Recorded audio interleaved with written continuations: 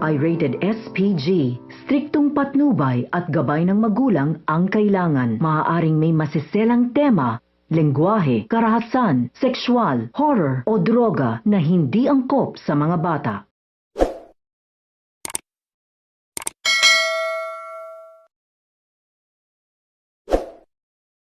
Narito ang ating aabangan mamaya sa House of Lies. Sinabihan ni Aldrin si Paulo na siyang anak sa labas kaya huwag siya magmayabang. Ipinaalam ni Paulo sa ina ang sinabi ni Aldrin at magpa-file umano siya ng complaint laban sa kanya. Tuturuan niya umano ito ng leksyon. Pero sinabihan siya ni Rina na huwag niya ituloy ang reklamo. Nagtaka naman si Paulo at tinanong ang ina kung bakit.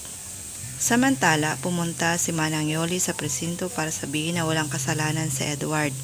Inosente umano ito. Alam niya kung sino ang nagsunog ng mansyon.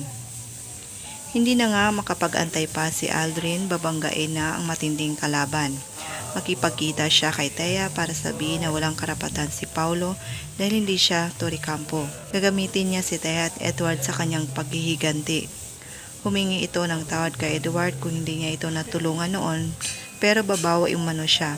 Sinabi niya na siya ay isang Toricampo at hindi anak sa labas. Samantala, may awarding event na dadaluhan sina Paulo at doon ni Thea ibulgar ang tunay na pagkatao niya sa harap ng maraming tao. Malaking iskandalo na naman ang maganap dahil ang paboritong anak ni Greg ay hindi niya pala totoong anak. May mukha pa kaya siyang iharap kay Edward pagkatapos nitong itakwil at ipakulong? Abangan!